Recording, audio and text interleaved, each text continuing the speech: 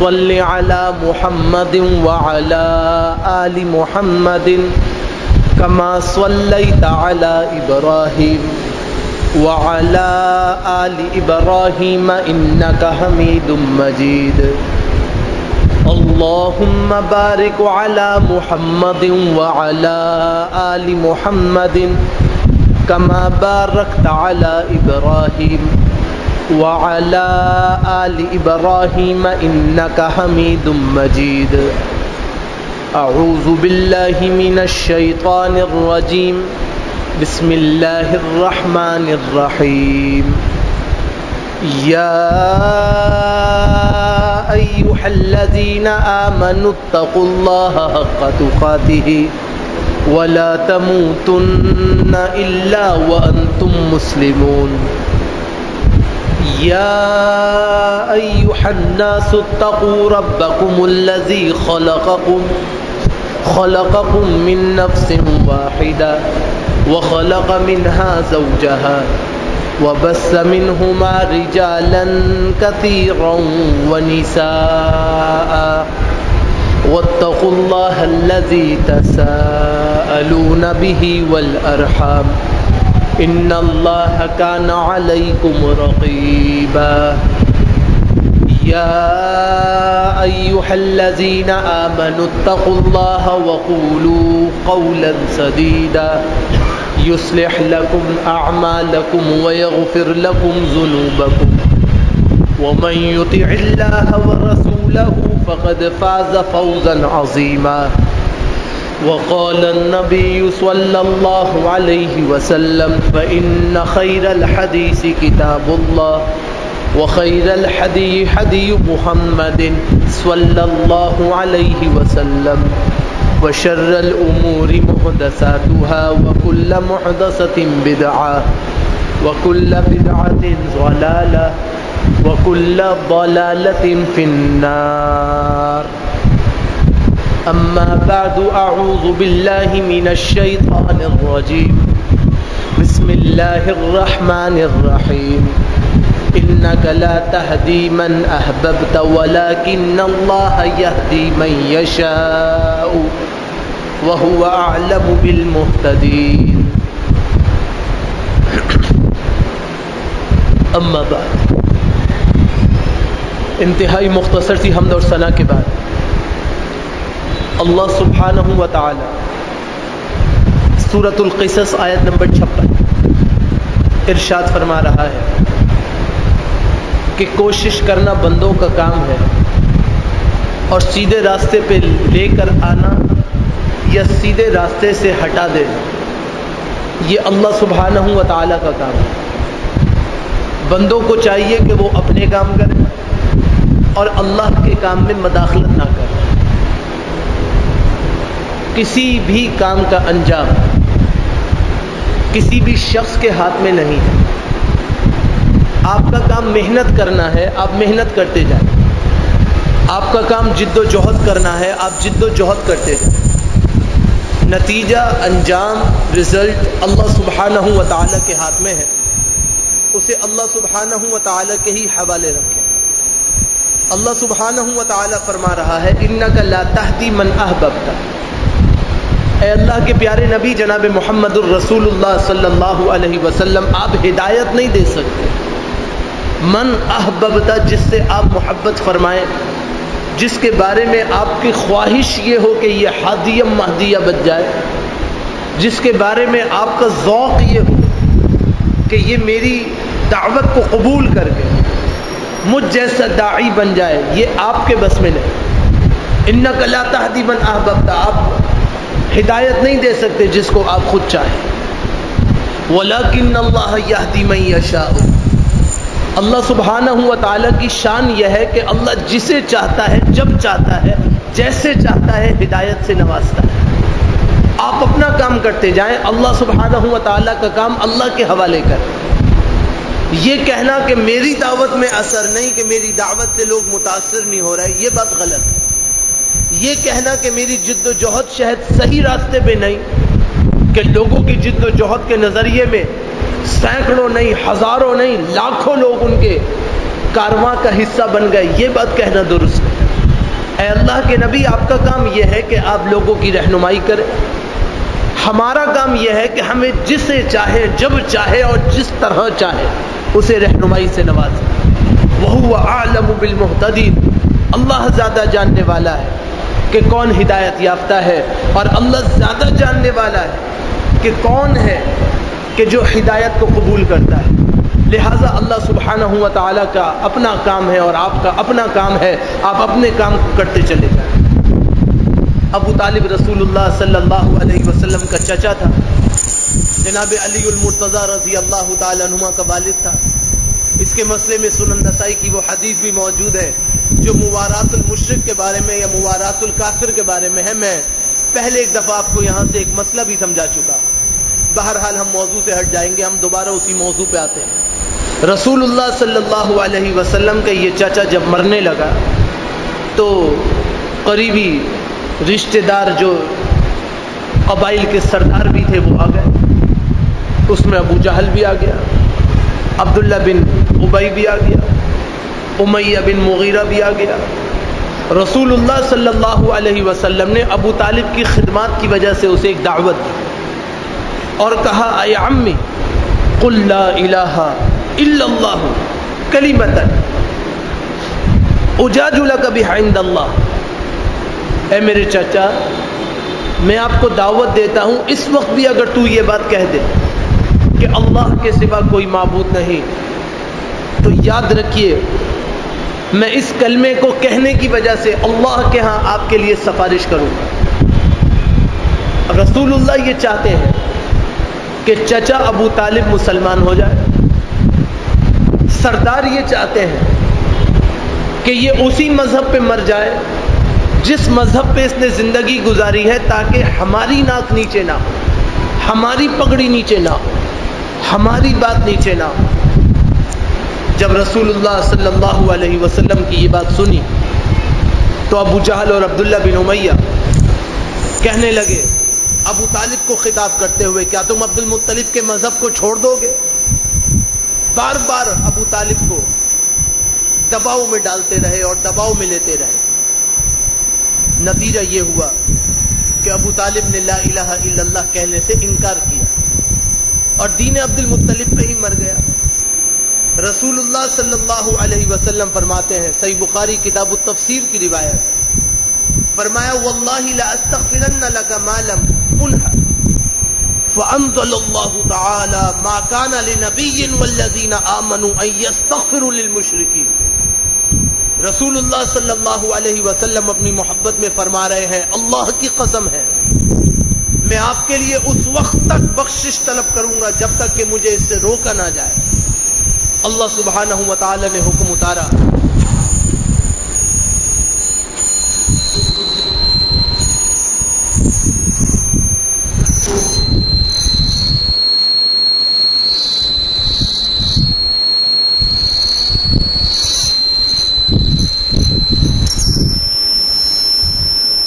تو میں گزارش کر رہا تھا کہ اللہ سبحانہ و تعالی نے حکم اتارا، کتاب التفسیر صحیح بخاری کی روایت، فرمایا کہ ما کان لنبی والذین آمنوا ان یستغفروا للمشرکین، کسی نبی کے لیے اور ایمان والوں کے لیے یہ بات لائق نہیں ہے کہ وہ مشرکین کے لیے دعائے مغفرت کرے۔ وانزل اللہ فی ابی طالب فقال لرسول اللہ صلی اللہ علیہ وسلم انک لا تہدی من احببت ولکن اللہ یہدی من یشاء۔ اللہ سبحانہ و تعالی نے ابو طالب کے بارے میں یہ آیت نازل کر کے یوں بھی فرما دیا، اے اللہ کے رسول آپ کسی کو ہدایت نہیں دے سکتے، آپ کا کام لوگوں کی رہنمائی کرنا ہے، آپ لوگوں کی رہنمائی کرتے رہیے، جسے ہم چاہیں گے سیدھے راستے پہ لگائیں گے۔ اس پوری حدیث کو اور ان دو آیتوں کو سنانے کا مقصود یہ ہے کہ انسان جب محنت کرتا ہے تو محنت کے راستے میں مشقتیں آتی ہیں، تکالیف آتی ہیں، مصائب آتے ہیں، رکاوٹیں آتی ہیں، طرح طرح کی باتیں سننی پڑتی ہیں، طرح طرح کی تکلیفیں اٹھانی پڑتی ہیں۔ یہ تکلیف دینے والے غیر نہیں ہوتے، یہ تکلیف دینے والے اپنے ہوتے ہیں، سجن ہوتے ہیں، دل کے قریب ہوتے ہیں، وہ باتیں بناتے ہیں۔ اور امام شافعی رحمہ اللہ کا قول ہمیشہ یاد رکھنے کا ہے کہ لوگوں کے جو تیر اور بھالوں کے زخم ہیں وہ بھر جاتے ہیں، مگر زبان سے نکلے ہوئے جو زخم ہیں یہ کبھی نہیں بھرتے۔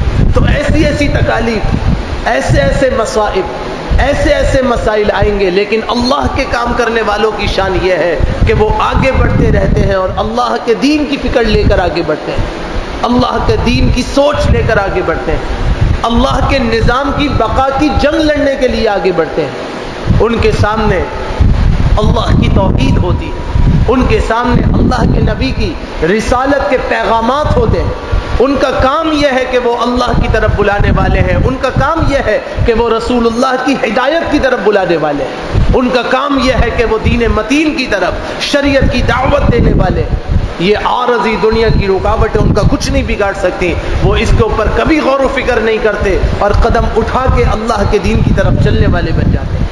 اسی لیے اللہ کے پیارے نبی جناب محمد الرسول اللہ صلی اللہ علیہ وسلم فرما رہے ہیں، صحیح مسلم کی روایت کتاب صلاۃ المسافرین کے اندر موجود، فرمایا کہ جب رسول اللہ صلی اللہ علیہ وسلم رات کو قیام کرتے تھے تو جہاں سے آغاز کرتے تھے ثنا کے ساتھ ساتھ وہاں یہ دعا فرمایا کرتے تھے، اللہم رب جبرائیل و میکائیل و اسرافیل، اے اللہ آپ تو جبرائیل کے بھی رب ہے، میکائیل کے بھی رب ہے، اسرافیل کے بھی رب ہے، انک تہدی من تشاء الی صراط مستقیم، اللہ آپ جسے چاہے سیدھے راستے پہ چلا، اے اللہ ہم تو دعوت دینے والے ہیں، اللہ ہم تو داعی بن کے آپ کے راستے میں چلنے والے ہیں، اللہ ہم تو دنیا کی بھی تکلیفوں کو اٹھانے والے ہیں، دنیا کے اندر طعن و تشنیع کو بھی برداشت کرنے والے ہیں، اللہ یہ آپ کی شان ہے، آپ جسے چاہے ہدایت مستقیمہ پہ چلا دیں اور جسے چاہے آپ ہدایت مستقیمہ سے جدا کر دیں، یا اللہ اس کا فیصلہ تو آپ کے ہاتھ میں ہے۔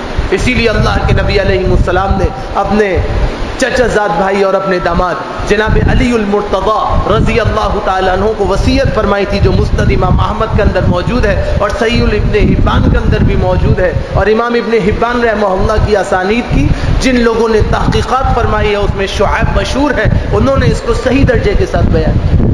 فرمایا کہ اللہم انی اسألک الہدی والسداد، اللہ کے نبی علیہ السلام نے جناب علی کو کہا، اے علی یوں کہا کرو، یوں کہا کرو، بار بار اپنی زبان سے ایسے کہا کرو، تم سپہ سالار ہو، تم جنگوں کو کرنے والے ہو، تم غصے میں بھی تیز ہو، شجاع اور بہادر ہو، شباب ہو، نوجوان ہو، تمہیں ہمیشہ چاہیے کہ اپنی زبان سے یہ کلمات کہا کرو، اللہم انی اسألک الہدی، اے اللہ میں آپ سے ہدایت کی توفیق مانگتا ہوں، والسداد، اور اللہ پاک دامنی کا، پختگی کا، سیدھے راستے پہ رہتے ہوئے استقامت کا سوال کرتا ہوں، اے اللہ مجھے استقامت سے نواز دیجیے۔ اللہ کے پیارے نبی علیہ السلام نے حنین کے موقع پر اپنے انصاری صحابہ کو خطبہ دیتے ہوئے فرمایا تھا، صحیح بخاری کتاب المغازی کی روایت ہے، یا معشر الانصار الم اجدکم دلالا فہداکم اللہ بی، بہت بڑی بات فرمائی، بہت سمجھنے کی ضرورت ہے۔ اللہ کے نبی علیہ السلام نے اپنے انصار صحابیوں کو کیا کہا، اے میرے انصاری بھائیوں، اے میرے انصار کے گروہ، میں نے تمہیں گمراہ نہیں پایا تھا، میں نے تمہیں پایا کہ تم گمراہ تھے، پھر اللہ تعالیٰ نے تمہیں میرے ذریعے ہدایت سے نوازا، اور اللہ سبحانہ و تعالیٰ نے میرے ذریعے تمہیں ہدایت مستقیمہ سے نواز دیا۔ یہ اللہ کی بڑی شان ہے اور یہ اللہ کا بڑا کام ہے کہ اللہ رب العالمین نے تمہیں اپنے دین کے لیے منتخب فرما لیا اور تمہیں اس دین مستقیمہ پہ لگا کر صحیح راستے پہ چلا دیا۔ یہ اللہ تبارک و تعالیٰ کی بڑی شان ہے۔ اسی لیے دوران خطبہ بار بار کہا، من یہدہ اللہ فلا مضل لہ، جس کو اللہ ہدایت دے دے اسے ساری کائنات مل کے گمراہ نہیں کر سکتے۔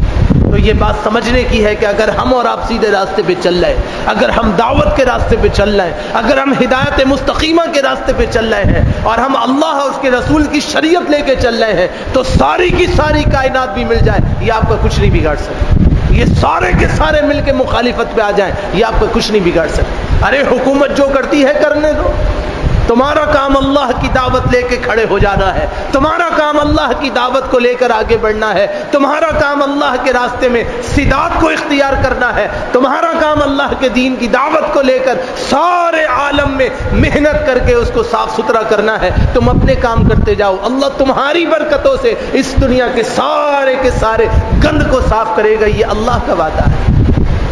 اسی لیے اللہ کے پیارے نبی علیہ السلام فرماتے تھے، من یضلل اللہ فلا ہادی لہ، اگر تم نے یہ کام چھوڑا تو یاد رکھو جس کو اللہ گمراہ کر دے ساری کائنات مل کے اس کو ہدایت نہیں دے سکتی۔ اللہ کے پیارے نبی جناب محمد الرسول اللہ صلی اللہ علیہ وسلم نے ہر امتی کو داعی مقرر کیا ہے، اسی لیے فرمایا کلکم مسئول، تم میں سے ہر ایک ذمہ دار ہے، اس سے سوال جواب ہوگا۔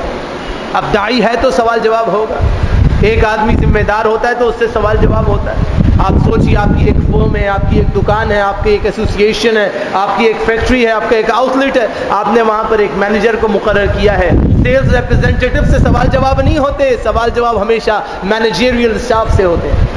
مینیجریل اسٹاف سے پوچھا جاتا ہے کہ بتاؤ یہ دکان میں کمی کیوں ہوئی، زیادتی کیوں ہوئی، یہ کیش بک دن بدن ڈیویلیشن کا شکار کیوں ہو رہی ہے، یہ ڈیکریز پارٹس کیوں ہو رہی ہے، اس میں انکریزمنٹ کیوں نہیں ہو رہی ہے، اس میں زیادتی کیوں نہیں ہو رہی ہے، یہ کاروبار کیوں نہیں بڑھ رہا ہے، تم بتاؤ، پالیسی تمہاری ہے، دعوت تمہاری ہے، نوعیت تمہاری ہے، ہم تم پہ اعتماد کرتے ہیں، تمہیں اس بات کے پیسے دیتے ہیں، بتاؤ تم نے یہ کیوں نہیں کیا۔ اسی طرح ہم سب اللہ کے ملازم ہیں اور اللہ کا دین ہمارا ملازم ہے، ہم اللہ کے دین سے چمٹے ہوئے، اور اللہ کا دین وہ ہے جس سے ہمیں چمٹنا ہے۔ اللہ ہمیں کھلاتا ہے، پلاتا ہے، برساتا ہے، ساری کی ساری ہماری خواہشات اس لیے پوری کرتا ہے تاکہ ہم اللہ کے دین کو لے کر اٹھے اور اللہ کے دین کو لے کے چھا جائیں۔ اب اگر ہم اپنی ذمہ داری نہیں کریں گے تو پھر یہ تو گستاخی، یہی اللہ کے دین کا حق ادا نہ کرنا ہے جس پر اللہ سبحانہ و تعالی ناراض ہو جاتا ہے۔ اسی لیے سورۃ النساء آیت نمبر 26 میں اللہ سبحانہ و تعالی ارشاد فرما رہا ہے، یرید اللہ لیبین لکم، اللہ نے تو ارادہ کر لیا کہ اللہ کھول کھول کے تمہارے سامنے احکام کو بیان کرتے ہیں، ویہدیکم سنن الذین من قبلکم، اور اللہ نے ارادہ کر لیا کہ اللہ رب العالمین تمہیں رہنمائی پہ ڈال دے ان لوگوں کے طریقوں کی جو تم سے پہلے تھے، بہترین، اچھے، نیک، صالح، ایماندار لوگ تھے۔ اللہ یہ چاہتا ہے کہ اللہ تمہیں ان لوگوں کے طریقے اور راستے پہ ڈال دے، وَيَتُوبَ عَلَيْكُمْ، اور اللہ یہ چاہتا ہے کہ اللہ تمہارے سارے گناہوں کو پاک صاف کر کے تمہاری توباؤں کو قبول فرما لے۔ واللہ علیم حکیم، اللہ کو پاؤ گے کہ وہ ساری باتوں کو جاننے والا، ساری باتوں سے خوب حکمت والا ہے۔ اب اللہ رب العالمین کی شان یہ ہے، وہ علیم بھی ہے، حکیم بھی ہے، وہ چاہتا ہے کہ تمہیں سیدھے راستے پہ لائے، وہ یہ چاہتا ہے کہ سیدھے راستے پہ ان لوگوں کے لائے جو تم سے پہلے گزر گئے، جس طرح اللہ نے ان کے گناہوں کے باوجود ان کی گناہوں پر توبہ کو قبول کیا، اللہ یہ چاہتا ہے اللہ تمہاری توبہ کو بھی قبول کرے اور اللہ تبارک و تعالیٰ تمہارے درجات کو بہت بلند فرما دے۔ اللہ تم سے یہ چاہتا ہے۔ آپ دیکھیں، ہم پڑھنے پڑھانے والے، مسجدوں میں آنے والے، بیٹھ کر قال اللہ و قال رسولہ کہنے والے، ہمارا کام کیا ہے؟ آپ نے کبھی غور کیا ایک آدمی کو صبح سے شام تک بٹھائے، اس پر اتنی نعمتیں نہیں ہیں جتنی نعمتیں آپ پر ہیں کہ اللہ نے آپ کو اپنی مہمان نوازی کے لیے قبول فرمایا۔ ایک آدمی ایسا جو دن رات ایک ٹانگ پہ کھڑا ہو کے روزی روزی، برکت برکت اللہ کے دین کو تلاش کرتا ہے، اللہ ساری نعمتوں کو اٹھا کر آپ کی جھولیوں میں ڈال دیتا ہے کہ آپ وہ ہیں جو اللہ کی میزبانیوں میں، اللہ کے مہمان ہیں۔ اللہ آپ سے اتنی محبت کرتا ہے کہ آپ ایک جگہ قال اللہ و قال رسولہ پڑھنے کے لیے، سیکھنے کے لیے، سننے کے لیے، سنانے کے لیے، اس قال رسولہ کا علم اٹھانے کے لیے نکلتے ہیں۔ اللہ رب العالمین دنیا جہاں کی نعمتیں لا کے آپ کے قدموں میں رکھ دیتا ہے کہ تم میرا کام کرتے جاؤ، میں تمہارا کام کرتا جاؤں گا، تم میری فکر میں لگ جاؤ، میں تمہاری فکر میں لگ جاؤں گا، تم میرے ہو جاؤ، میں تمہارا ہو جاؤں گا۔ اسی لیے اللہ کے پیارے نبی علیہ الصلوۃ والسلام کی صحیح حدیث ہے، سنن اربعہ کے اندر بھی موجود ہے، فرمایا کہ جو اللہ کا ہوتا ہے اللہ اپنے فرشتوں سے فرماتا ہے کان اللہ لہ، اللہ خود اس کا ہو جاتا ہے۔ اگر ہم اللہ کی محبت میں آئے تو اللہ آپ کی محبت میں آ جائے۔ اگر آپ اللہ کا کام کریں گے اللہ خود آپ کے کاموں کو آسان کر دے گا، ایسی نعمتوں کو برسائے گا کہ آپ تصور نہیں کر سکتے۔ گویا کہ جب ہم صحیح بخاری پڑھ رہے ہوتے ہیں، پڑھا رہے ہوتے ہیں، صحیح مسلم پڑھ رہے ہوتے ہیں، پڑھا رہے ہوتے ہیں، تو واللہ عالم اللہ رب العالمین کیسے اپنی غیبی مدد اور نصرتوں کو فرماتا ہے اور کیسی کیسی چیزیں جھولیوں میں برساتا ہے، یہ تو اللہ سبحانہ و تعالیٰ کو پتا ہے۔ نہ تو ہم اس کے لائق تھے، نہ اس کے لائق ہیں اور نہ اس کے اہل ہیں، مگر اللہ سبحانہ و تعالیٰ کی مہربانی دیکھیے کہ اللہ رب العالمین اپنی مہربانیوں کی برسات فرماتا ہے۔ یہ صرف ایک کے ساتھ نہیں، یہ سب کے ساتھ۔ اللہ اتنی محبت فرماتا ہے، تم سے اتنی محبت کرتا ہے، اللہ تمہیں اتنا چاہتا ہے کہ تم خالص اللہ کے لیے اگر ہو گئے تو یاد رکھو اللہ رب العالمین خالص اپنی محبت تمہارے لیے وقف فرما دے۔ اسی لیے اللہ سبحانہ و تعالیٰ تمہیں اپنے دین کے لیے منتخب فرماتا ہے، تمہیں چاہتا ہے کہ تم اللہ کے دین سے لگ جاؤ، تم اللہ کے دین میں وابستہ ہو جاؤ۔ اسی لیے سورۃ النساء آیت نمبر 88 میں فرمایا فما لکم فی المنافقین فئتین واللہ ارکسہم بما کسبوا، فرمایا تمہیں کیا ہو گیا ہے کہ تم منافقین کے بارے میں دو گروہوں میں بٹ گئے، حالانکہ اللہ نے ان کے کیے کی وجہ سے انہیں اوندھے منہ کی گمراہی میں ڈال دیا۔ آپ کو پتہ ہے منافقین کی سزا کیا ہے، اور منافقین کے کرتوت کی بنا پہ اللہ کی ان کے ساتھ معاملے کی نوعیت کیا ہے کہ یہ وہ منافق جو نماز پڑھتے ہیں، ہم بھی نمازیں پڑھتے ہیں۔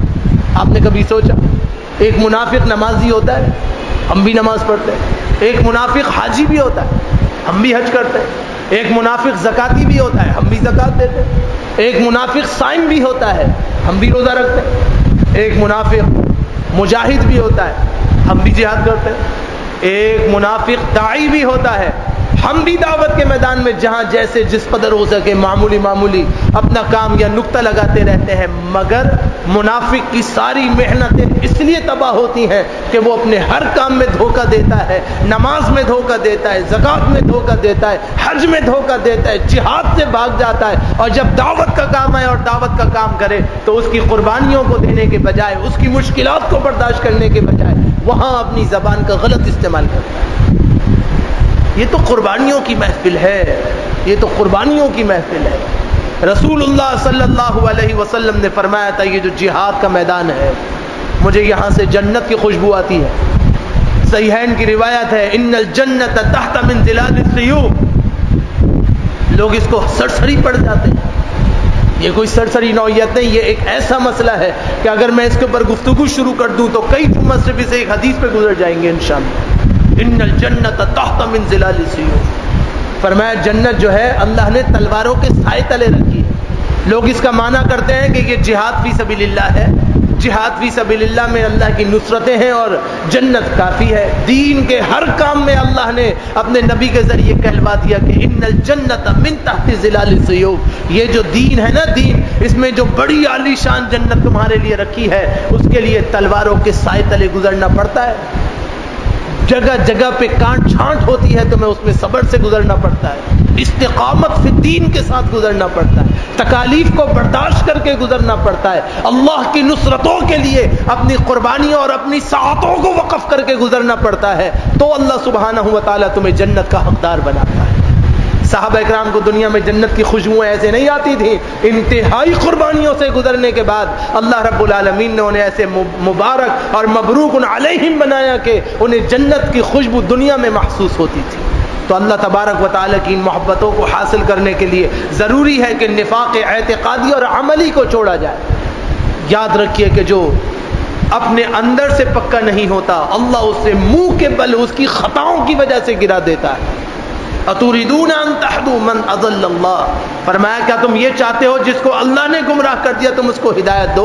ایسا تو نہیں ہو سکتا۔ ومن یضلل اللہ فلن تجد له سبیلا، اے اللہ کے نبی جس کو اللہ نے گمراہ کر دیا آپ ہرگز اس کے لیے کوئی راستہ ہدایت کا نہیں پا سکتے، وہ سیدھے راستے پہ نہیں آ سکتے۔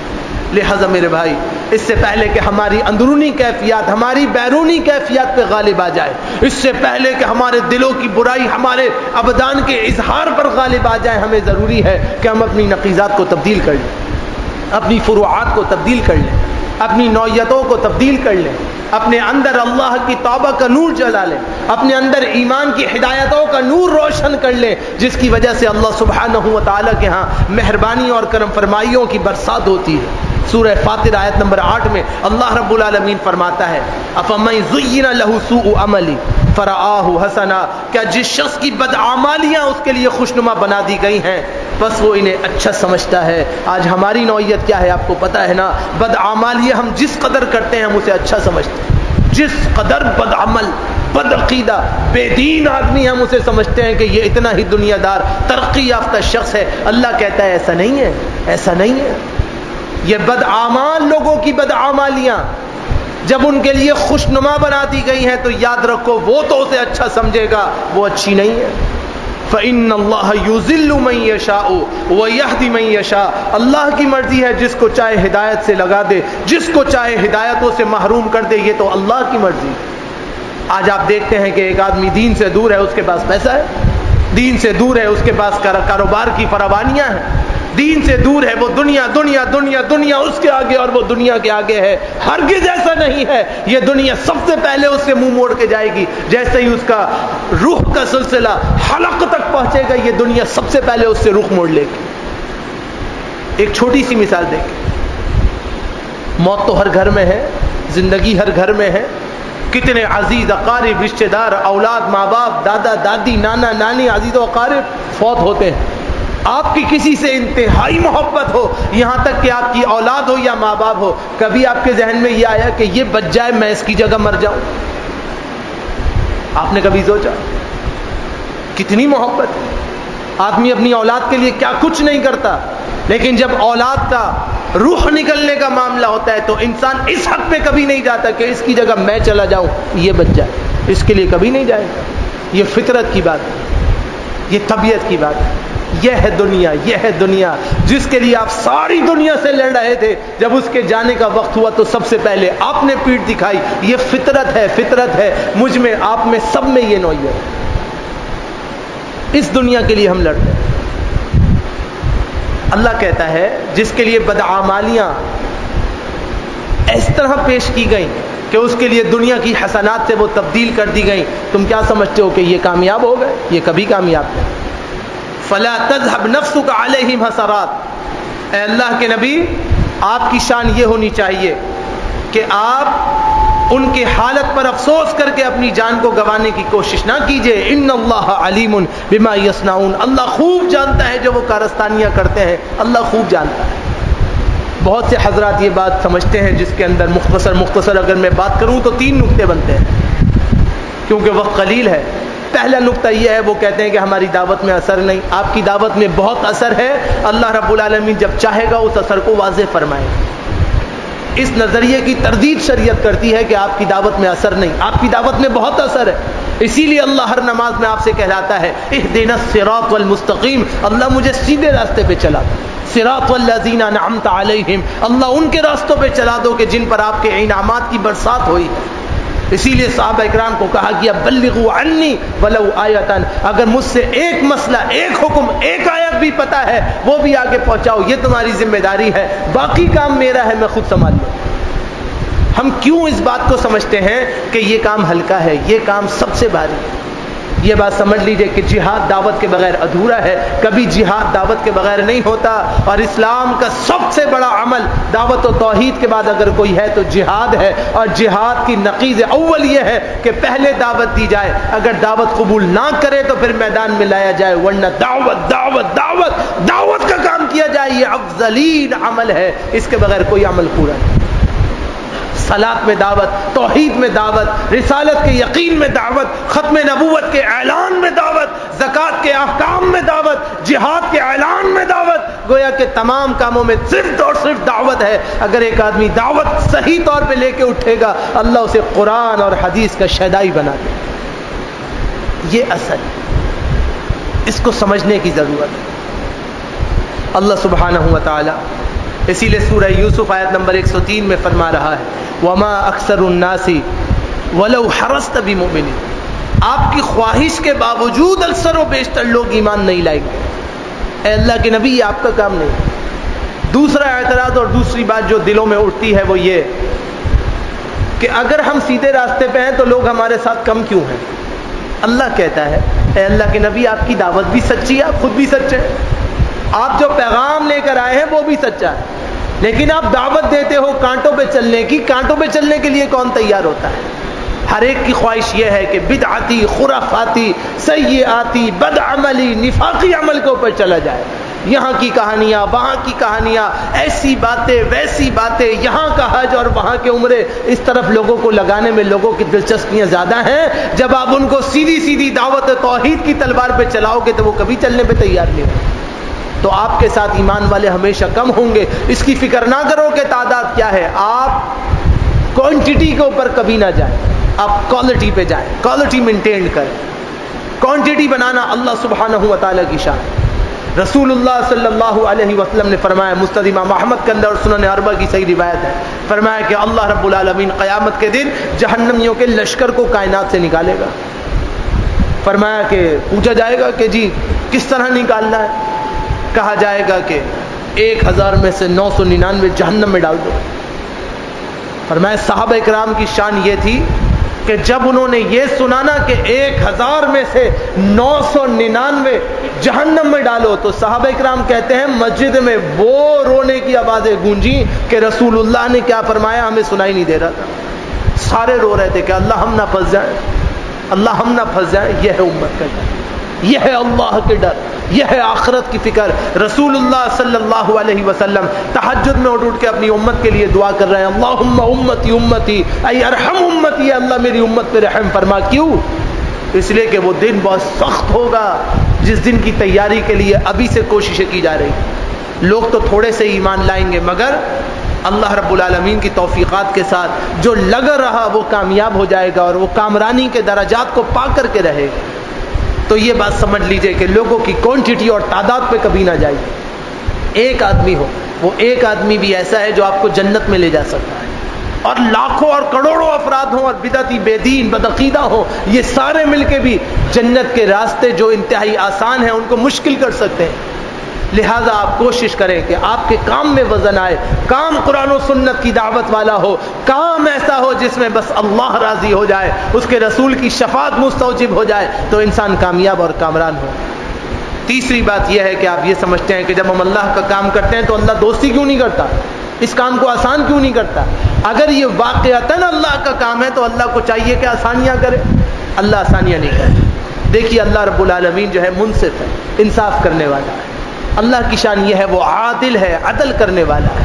اللہ نے تو ساری کی ساری مخلوق بنائی ہے، جو اللہ کی بے دین مخلوق ہے اللہ انہیں دنیا میں دیتا ہے، اور جو اللہ کی دیندار مخلوق ہے اللہ ان کو ان کے درجات تک پہنچانے کے لیے ان پر دنیا میں کچھ مشکلات رکھتا ہے، اور مشکلات کرنے کے بعد ان کے درجات کو بڑھا دیتا ہے۔ آپ پڑھیے صحیح بخاری، اللہ کے پیارے نبی جناب محمد الرسول اللہ صلی اللہ علیہ وسلم نے اپنی اہلیاؤں سے ایلا کیا، 1 مہینے کے لیے جدا ہو کے بالا خانہ تشریف لے گئے۔ جناب عمر آئے، جناب عمر کو بتایا گیا کہ رسول اللہ نے اہلیاؤں کو چھوڑ دیا۔ اب جناب عمر تو سسر بھی ہیں، حفصہ رضی اللہ تعالیٰ عنہما ام المومنین کے والد بھی ہیں، بڑے ٹینشن میں آ گئے، یا اللہ کیا کروں؟ پہنچ گئے ملنے کے لیے، دربان کو کہا کہ میرے لیے اجازت لے دو۔ دربان گیا، پوچھا عمر آئے ہیں، جواب نہیں ملا، واپس آ گیا، جی اجازت نہیں ہے۔ اب اور فکر مند، یا اللہ یہ ہو کیا گیا؟ ایسا نہ ہو کہ میری بیٹی نکاح سے نکل جائے، اتنے بڑے اعزاز سے محروم ہو جائے۔ دوبارہ اجازت مانگی، پھر اجازت نہیں ملی، اب تو اور تشویش میں مبتلا ہو گئے۔ پھر اجازت مانگی اور کہا کہ اللہ کی قسم ہے اگر آپ یہ سمجھتے ہیں حفصہ کی طرف سے آیا ہوں تو بالکل حفصہ کی طرف سے نہیں آیا ہوں، اگر آپ کہیں گے تو اپنے ہاتھوں سے جا کے حفصہ کی گردن اتار دوں گا، اللہ کے نبی میں حفصہ کی طرف سے نہیں آیا ہوں، آنے کی اجازت نہیں۔ جناب عمر رضی اللہ تعالیٰ عنہ ایسے ایمان والے تھے جس راستے سے گزر جائیں اس راستے سے شیطان نہیں پھٹک سکتا تھا، ایسے ایمان والے تھے۔ تو جناب عمر نے رسول اللہ کی جب کیفیت دیکھی تو جناب عمر اتنا روئے، صحیح بخاری کے الفاظ، اتنا روئے کہ ان کی داڑھی تر ہو گئی۔ کہا رسول اللہ اس قدر آپ مشکل میں زندگی گزارتے ہیں؟ فرمایا کچی زمین تھی، ایک پرانا بوسیدہ ٹاٹ بچھا ہوا تھا، رسول اللہ تہمت باندھے ہوئے تھے، اوپر چادر نہیں تھی، ایک پرانا مشکیزہ پانی کا دیوار میں لٹکا ہوا تھا، فقط کل یہ سامان تھا، اور رسول اللہ اس چٹائی پہ لیٹے ہوئے تھے، اس لیے کمر پہ چٹائی کی بان کے نشان تھے، چٹائی کی بنائی کے نشان آپ کی کمر مبارک پہ نظر آ رہے تھے۔ کہا کاش کہ آپ کوئی جبہ لے لیں، کوئی کپڑے لے لیں، کوئی اچھی جگہ لیں، اللہ نے آپ کو خاتم النبیین بنایا ہے، اللہ نے آپ کو اتنے بڑے اعزازات سے نوازا ہے اور آپ اس طرح رہتے ہیں۔ فرمایا عمر یہ سب کچھ اللہ نے ہمارے لیے آخرت میں منتخب فرما لیا ہے، ہمیں دنیا میں کچھ نہیں چاہیے۔ تو جب رسول اللہ کو دنیا میں کچھ نہیں چاہیے تو اللہ نے دنیا سمیٹ کر ان کے پاؤں میں ڈھیر کی، صوفیت کی طرف لے کے نہیں کہے کہ تاریخ دنیا ہو جاؤ۔ اللہ نے کہا دنیا دینا میرا کام ہے، دنیا میں نے بنائی ہے، تم میرا کام کرو، میں ساری دنیا کو لا کے تمہارے قدموں میں ڈھیر کر دوں گا، یہ میرا وعدہ ہے، تم میری طرف دیکھو، دنیا کی طرف نہ دیکھو۔ اسی لیے فرمایا وَإِن يَمْسَسْكَ اللَّهُ بِضُرٍّ فَلَا كَاشِفَ لَهُ، اگر سارے کے سارے لوگ مل کے آپ کو چاہیں کہ نفع پہنچائیں اور اللہ نے آپ کے لیے کسی برائی کا ارادہ فرمایا ہے فلا کاشف لہ الا هو، اللہ کے سوا اس برائی کو کوئی نہیں ٹال سکتا. وَإِن يَمْسَسْكَ بِخَيْرٍ، اگر اللہ نے آپ کے لیے خیر کا اعلان کر لیا ہے فَهُوَ عَلَى كُلِّ شَيْءٍ قدیر، اللہ ہر چیز پہ قدرت رکھنے والا ہے، اللہ بڑی شان والا ہے، اللہ بڑا مقام والا ہے، اللہ بڑے احسان کرنے والا ہے. اللہ کے احسانات بہت زیادہ ہیں. تمہیں چاہیے تم اللہ کے احسان گنو، تمہیں چاہیے تم اللہ کی شان کا اعتراف کرو، تمہیں چاہیے تم اللہ کے احسانات کے معترف رہو، اور یہ چھوٹی چھوٹی باتوں کو درگزر کرتے رہو، یہ تمہیں دین کے کام سے روکنے نہ پائے. خلاصہ یہ ہے کہ ہمیں اللہ کے لیے من سے، تن سے، دھن سے لگنا کی ضرورت ہے. اپنی عبادات کو بہتر کرنے کی ضرورت ہے، اپنے عقائد کو بہترین کرنے کی ضرورت ہے. اب آگے انشاءاللہ الرحمن خیر سے دن قریب آ رہے ہیں عشرہ ذوالحجہ کے. عشرہ ذوالحجہ کے اندر بہت بڑے بڑے اعمال کی اور بہت اللہ کو راضی کرنے کی اور پھر اس قربانی کی اہم سنت کی عمل کے دن آ رہے ہیں جس میں اللہ تبارک و تعالیٰ کی عافیت اور رحمتوں کی برسات ہوتی ہے. اللہ رب العالمین اس بارے میں کیا فرماتا ہے، اپنے نبی کے ذریعے کیا فرماتا ہے، زندگی رہی تو انشاءاللہ اگلے جمعہ اس کے اوپر بات کریں گے. اللہ سے دعا کرتے ہیں اللہ ہم سب کو سیدھے دین پہ چلنے کی توفیق نصیب فرمائے، اللہ ہم سب سے راضی ہو جائے. اللہ رب العالمین اس دین کو ہمارے لیے آسان فرما دے اور اس پر چلنا اور کام کرنا اور محنت کرنا اللہ اس سب کو ہمارے لیے بطور صدقہ جاریہ اور مغفرت کے لیے اور مغفور لہم بننے کے لیے اللہ اسے قبول و منظور فرما لے. استغفر اللہ الذی لا الہ الا هو الحی القیوم واتوب الیہ. سبحان ربک رب العزة عما یصفون والسلام علی المرسلین والحمد للہ.